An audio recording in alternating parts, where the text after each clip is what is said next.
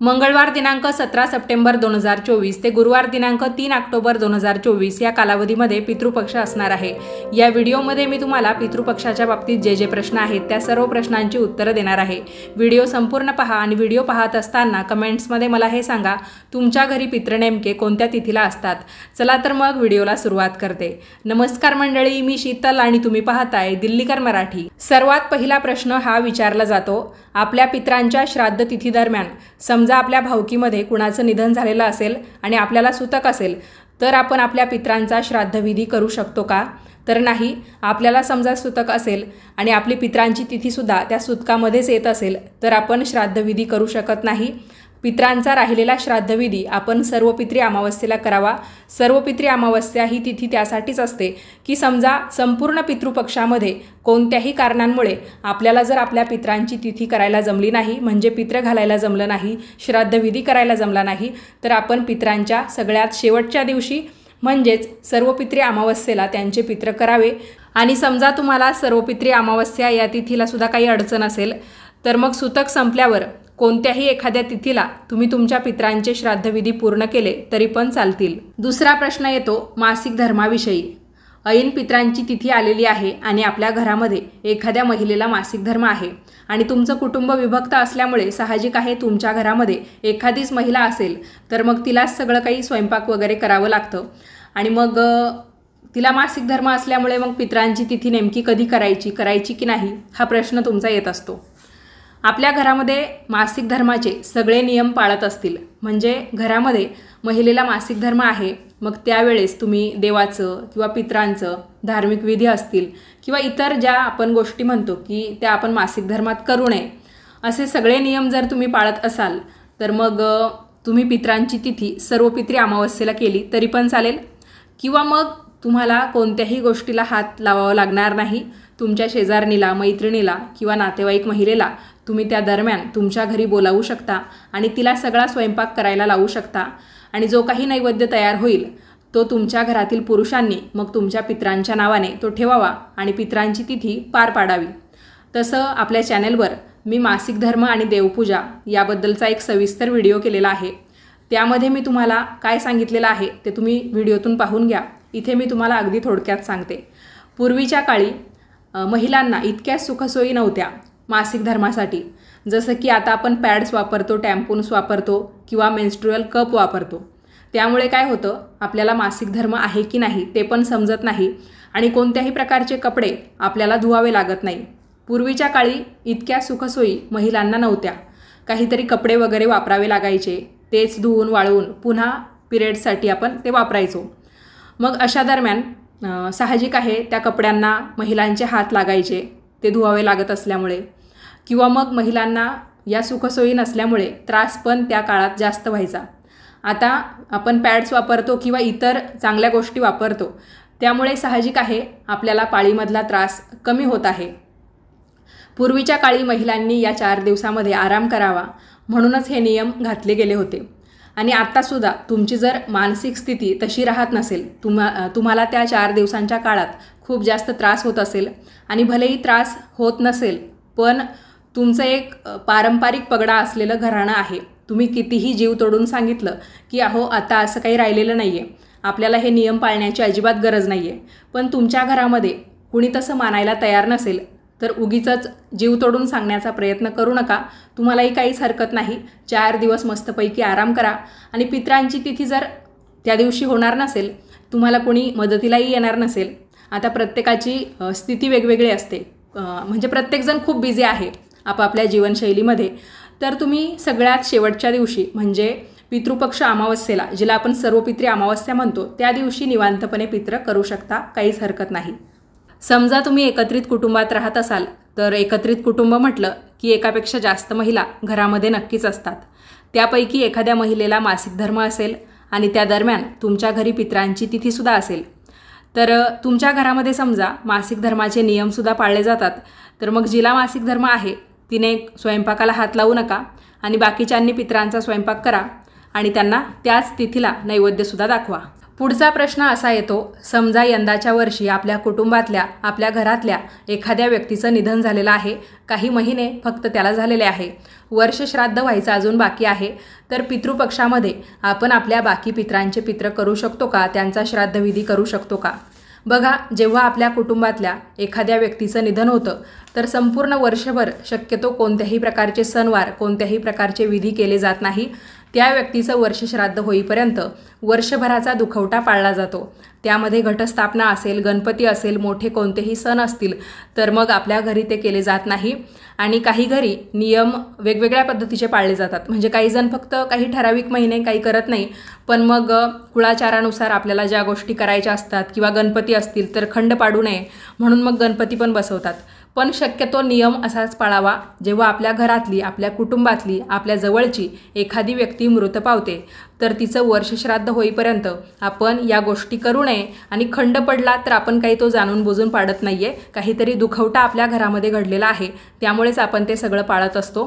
त्यामुळे मग ती व्यक्ती मृत पावलेली असल्यामुळे आपल्याला यंदा पितृपक्षामध्ये पित्रसुद्धा करता येणार नाहीये, तर हा नियम तुम्हाला पाळायचा आहे। पितृपक्षामध्ये विचारला जाणारा सगळ्यात महत्त्वाचा प्रश्न, ज्या मयत व्यक्तीच्या नावाने आपण पितृपक्षामध्ये श्राद्धविधी करत असतो त्या मयत व्यक्तीला समजा एकापेक्षा जास्त मुलगे असतील तरी पण त्या मयत व्यक्तीचा पितृपक्षातला श्राद्धविधी त्याच्या मोठ्या मुलानेच करावा का, बाकीच्या मुलांनी करू नये का?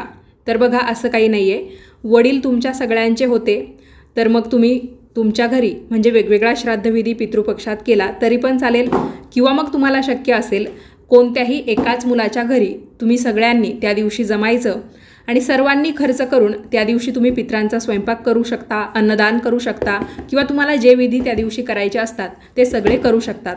पण मग बऱ्याच अडचणी त्यामागे असतात। कधीकधी भावाभावांचं एकमेकांशी पटत नाही।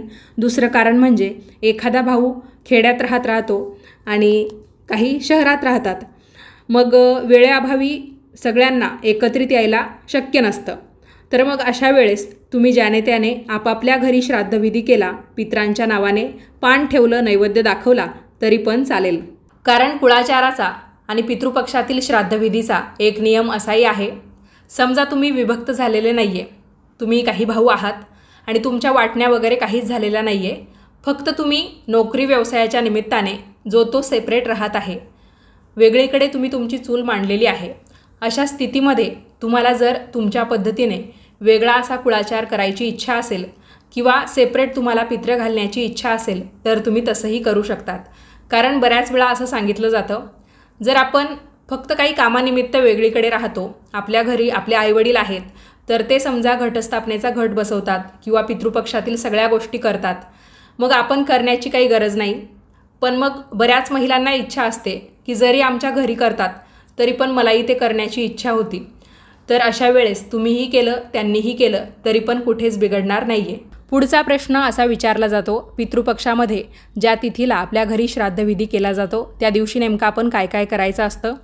आता ज्यांच्या घरी बऱ्याच दिवसापासून पितरांचा श्राद्धविधी केला जातो त्यांना सगळ्या गोष्टी माहिती असतील, पण जे नवीन आहेत त्यांना कदाचित माहिती नसावं म्हणून हे उत्तर देत आहे। बघा, या गोष्टीला काही ठिकाणी आमच्याकडे आज पित्र आहेत असं म्हणतात, काही भागांमध्ये आज आमच्याकडे महाळ जेवण आहे असं म्हणतात, तर काही ठिकाणी आज आमच्याकडे महालय श्राद्ध आहे असं म्हणतात। नावं जरी वेगवेगळी असली तरी पण अर्थ एकच आहे। तर बघा, ज्या दिवशी तुमच्या घरी श्राद्धविधी आहे तर त्या दिवशी सकाळी लवकर उठायचं।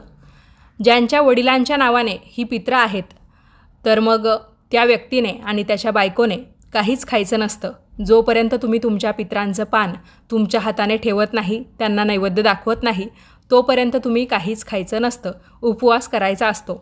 समजा एखादा व्यक्ती मृत पावलेला आहे, त्याचे पित्र आहेत आणि त्याची बायको अजून जिवंत आहे आणि मुलगा सून हे पण आहे, तर मग त्या तिघांनीसुद्धा जोपर्यंत तुम्ही तुमच्या पितरांचं पान ठेवत नाही तोपर्यंत उपवास करावा। आणि सकाळी लवकर उठून सर्वप्रथम तुम्हाला सूर्यदेवांना अर्घ्य द्यायचं असतं। दक्षिण दिशेला तोंड करून पाण्यामध्ये काळे तीळ टाकून तुम्ही पितरांच्या नावाने सुद्धा अर्घ्य देऊ शकता। त्यानंतर तुमच्या देवघरासमोर तुमच्या घरासमोर तुम्हाला थोडीफार रांगोळीसुद्धा काढता येईल। आणि अजून एक महत्त्वाची गोष्ट, काही ठिकाणी फक्त पितरांच्या श्राद्धतिथीला किंवा पितरांचं काही कार्य आपल्या घरामध्ये असेल तर त्याच वेळेस पितरांचा टाक वर काढला जातो. बाकी वेळेस तो कपड्यामध्ये गुंडाळून ठेवून दिलेला असतो. तुमची तशी पद्धत असेल तर तुम्ही त्या दिवशी तो टाकसुद्धा वर काढा. त्या टाकाला पाण्यामध्ये काळे तीळ टाकून स्नान घाला आणि व्यवस्थित पुसून एखाद्या जागेवर किंवा देवघराच्या समोर एखादा पाट वगैरे ठेवून स्थापन करा. त्यानंतर तुमच्या पितरांचा फोटो असेल तर तो सुद्धा व्यवस्थित पुसून तिथे तुम्ही म्हणजे खुर्चीवर किंवा जी जागा तुम्ही निवडलेली असेल तर तिथे तुम्हाला तो व्यवस्थित ठेवायचा आहे, जेणेकरून तुम्हाला नैवेद्य वगैरे दाखवता येईल. आणि तुम्हाला पितरांसाठी म्हणजे पितरांच्या जेवणासाठी कुणाला आमंत्रित करायचं असेल आजूबाजूच्या लोकांना तर त्यांच्या घरी जेव्हा तुम्ही आमंत्रण द्यायला जातात की आज आमच्या घरी महाळ जेवण आहे, पित्र आहेत तर तुम्ही यायचं आहे, तर मग अशा व्यक्तीला जेव्हा तुम्ही सांगतात तर त्याच्या हातामध्ये तुम्हाला थोडेसे तांदूळ देऊन यायचे आहे. गावाकडे तर अशीच पद्धत आहे. आमच्या नाशिक भागामध्ये जेव्हा असं पितरांचं सांगायला जातात आजूबाजूच्या घरी तर त्यांना असे चिमूटभर तांदूळ देऊन येतात. तुमच्याकडेही तशी पद्धत असेल तर तुम्ही ती अवलंबू शकता, नसेल तर बळजबरी नाही. आता घरी महिलांनी लवकरात लवकर पितरांचा सगळा स्वयंपाक करून घ्यावा. साधारणतः सकाळी 11:30 ते दुपारी 1:30 वाजेपर्यंत किंवा 1 वाजेपर्यंत तुम्ही तुमच्या पितरांचा नैवेद्य दाखवू शकता. दुपारनंतर शक्यतो पितरांचा कोणताही नैवेद्य दाखवला जात नाही, संध्याकाळी तर मुळीच नाही. त्यामुळे शक्यतो पितरांची नैवेद्य दाखवण्याची जी काही वेळ आहे ती दुपारपर्यंतचीच आहे आणि ती तुम्हाला पाळायची आहे. त्यानुसार लवकर स्वयंपाक करा. पितरांच्या जेवणामध्ये नक्की काय काय असतं ते मी तुम्हाला सांगते. भागानुसार काही पदार्थ वाढलेले असू शकतात किंवा कमीसुद्धा झालेले असू शकतात. सामान्यतः काय काय असतं ते मी तुम्हाला सांगते. सगळ्यात पहिला आणि महत्त्वाचा पदार्थ म्हणजे खीर, जो पितरांच्या जेवणात असतोच आणि त्याशिवाय पितरांचं जेवण अपूर्ण आहे. तांदळाची खीर आपल्याला बनवावी लागते. चपात्या किंवा पोळ्या जे तुम्ही म्हणत असाल ते. त्यानंतर बेसन वड्या, ज्याला आपण पाटवडी, पातोड्या या नावांनी ओळखतो. त्याचबरोबर काळ्या मसाल्याचा रस्सा, जो पातोड्यांबरोबर खाल्ला जातो. काही ठिकाणी पितरांचं जेवण हे कांदा लसूण विरहित बनवलं जातं, तर काही ठिकाणी असा कोणताही नियम नसतो. आणि दुसरा पॉईंट हा आहे की भलेही तुमच्या पितरांना मांसाहारी पदार्थ आवडत होते तरी पण तुम्ही त्यांच्या नैवेद्यामध्ये मांसाहारी पदार्थ अजिबात करायचे नाही आहे. जे पदार्थ मी तुम्हाला सांगत आहे तेच शक्यतो पितरांच्या जेवणामध्ये बनवले जातात. धार्मिक कार्य असेल किंवा पितरांचं कार्य असेल त्यामध्ये आपल्याला मांसाहारी पदार्थ करायचे नसतात, हे लक्षात ठेवा. अजून आपल्याला काय करायचं असतं, कढी करायची असते, पांढरा भात करायचा असतो तांदळाचा.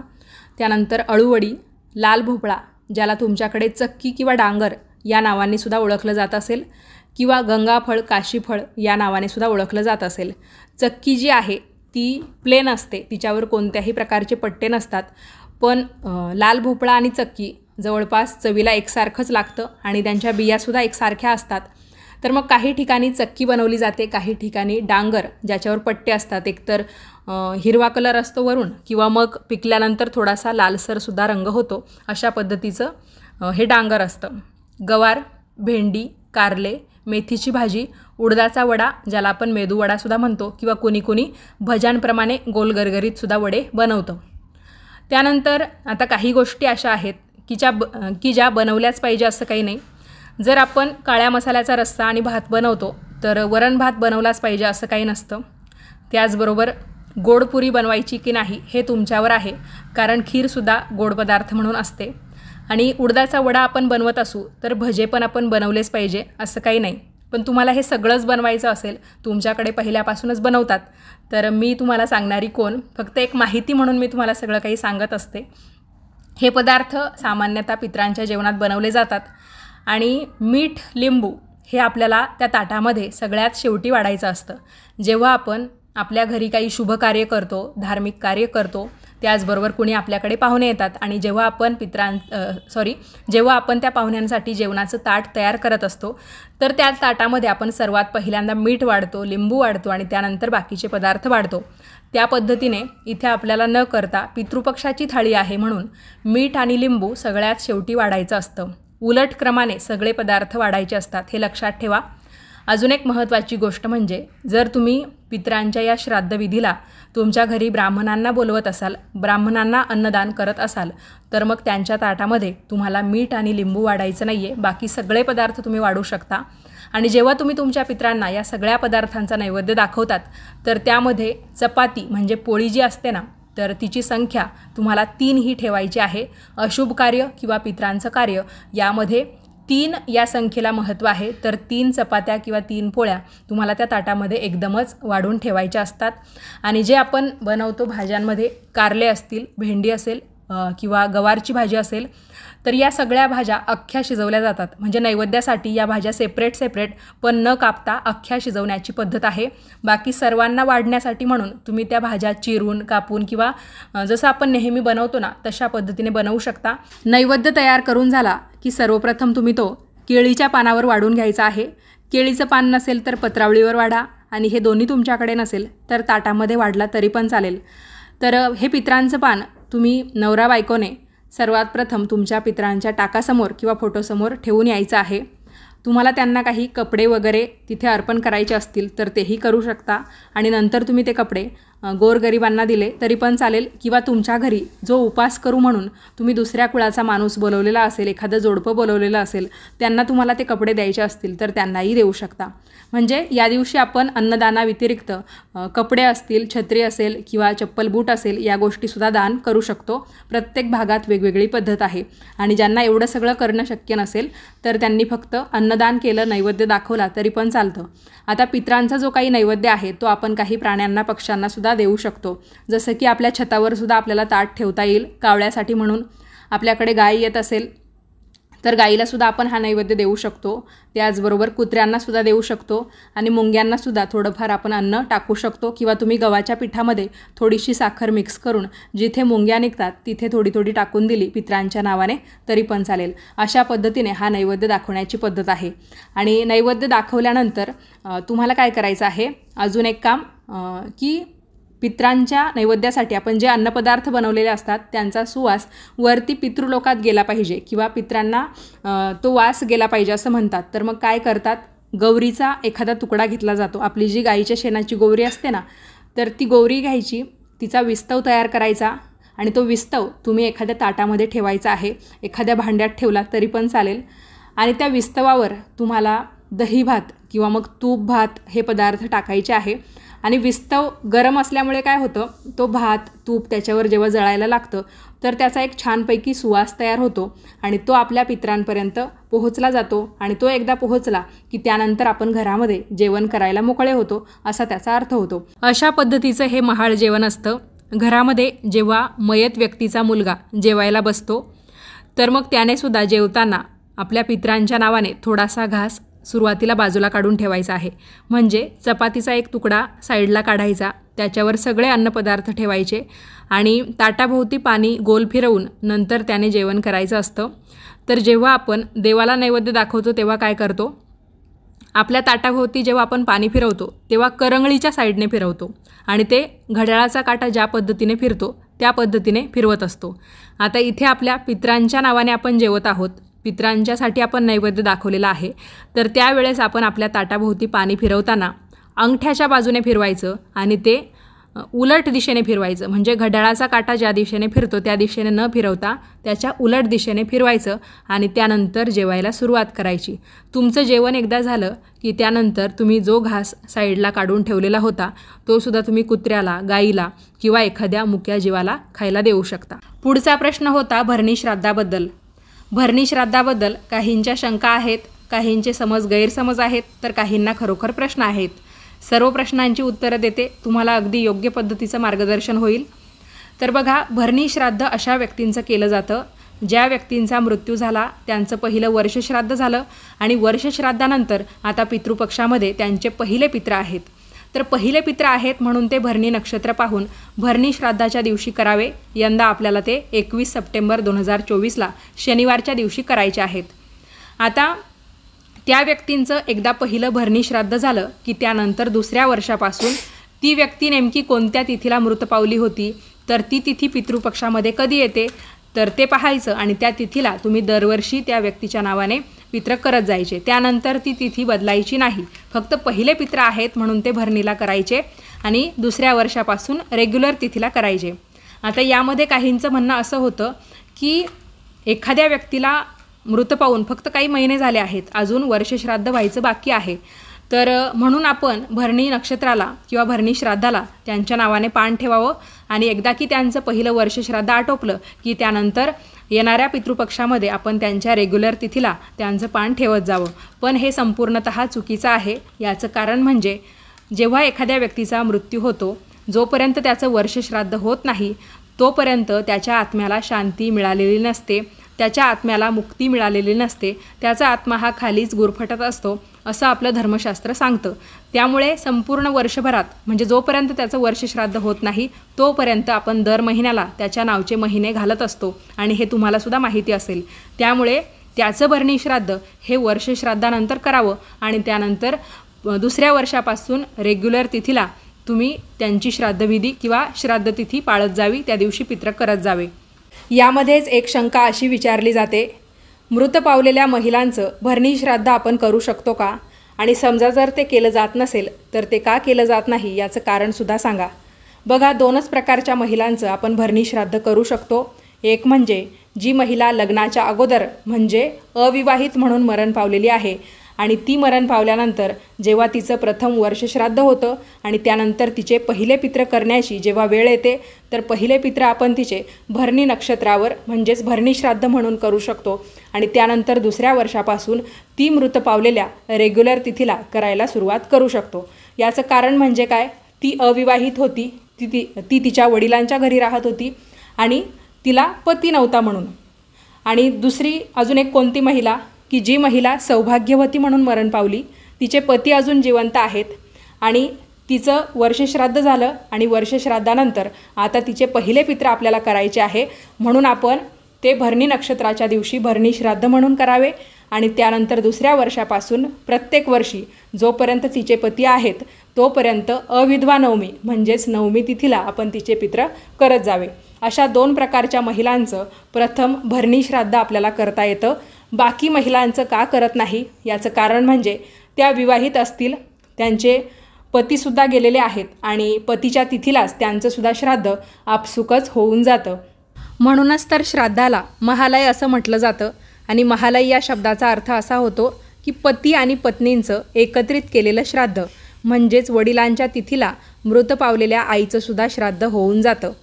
तर मग आपण जे काही श्राद्ध करतो ते बऱ्याच जणांना वाटतं की फक्त पुरुषांनाच सगळा मान आहे, मृत्यूनंतरसुद्धा सगळा मान पुरुषांना आहे, पुरुषप्रधान संस्कृती आहे म्हणून की काय, पण असं नाही आहे.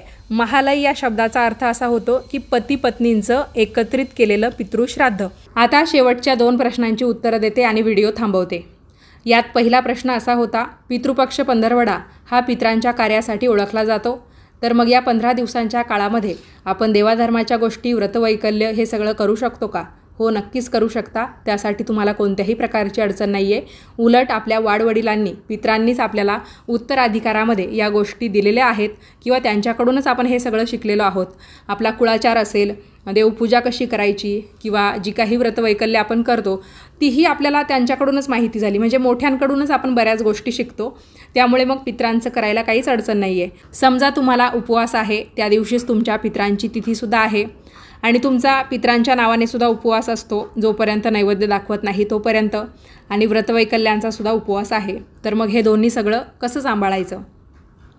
ज्या दिवशी तुमच्या पितरांची तिथी आहे, तुम्हाला त्या दिवशी देवाधर्माचा काही उपवास असेल तर तो तुम्ही दिवसभर न धरता संध्याकाळी धरा. म्हणजे संध्याकाळी सूर्यास्तानंतर तुम्ही काहीच खाऊ नका.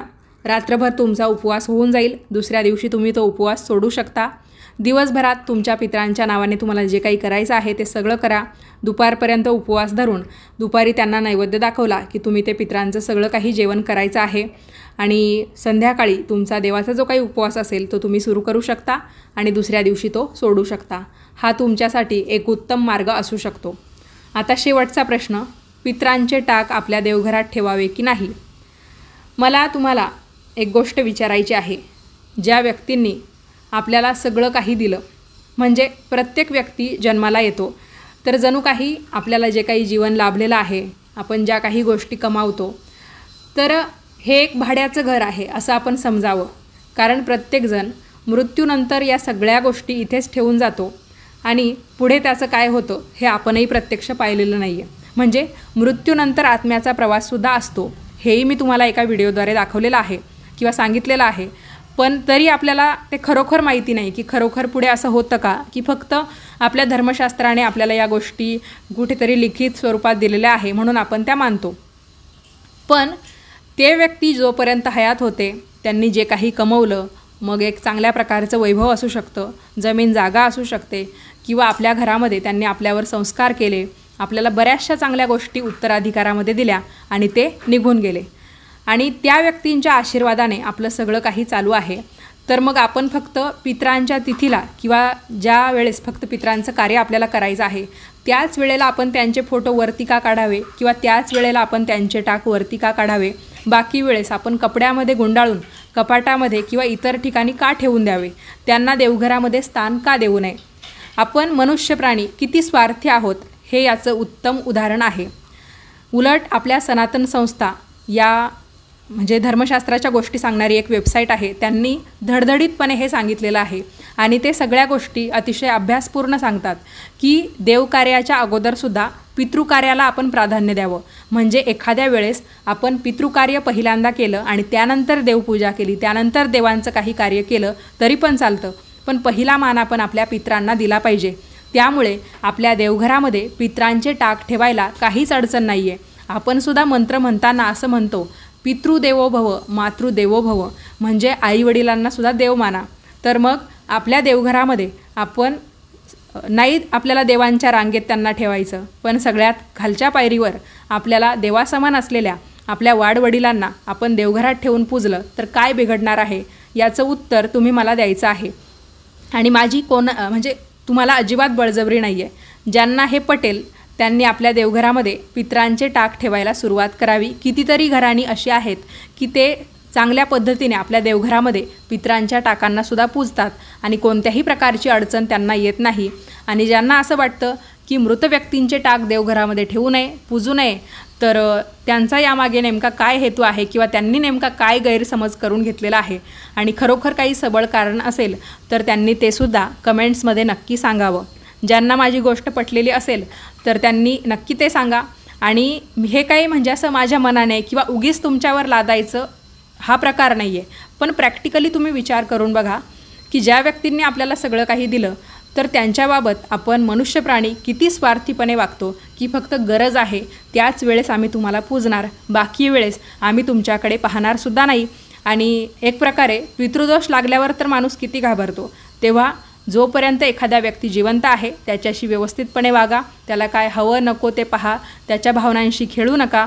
मृत्यूनंतर काय होतं हे कुणी पाहिलं, पण भलेही तुम्ही संपूर्ण जीवनभर त्याच्याशी चांगले वागले आहात, त्याचा मृत्यू आता झालेला आहे, त्यांच्या नावाने तुम्ही पितृ करत आहात, तर त्यांना तुमच्या देवघरामध्ये टाक स्वरूपात पूजायला अजिबात विसरू नका. तर चला मंडळी, या व्हिडिओमध्ये एवढंच. व्हिडिओ थोडासा मोठा झाला, पण तुमच्या सगळ्या प्रश्नांची उत्तरं या व्हिडिओमध्ये मी देण्याचा प्रयत्न केलेला आहे. व्हिडिओ आवडला असेल तर लाईक करा, जास्तीत जास्त लोकांना पाठवा आणि याच पद्धतीचे नवनवीन माहितीचे व्हिडिओ पाहण्यासाठी आजच आपल्या दिल्लीकर मराठी या यूट्यूब वाहिनीला सबस्क्राईब करा. व्हिडिओ पाहिल्याबद्दल तुम्हा सर्वांचे खूप खूप धन्यवाद.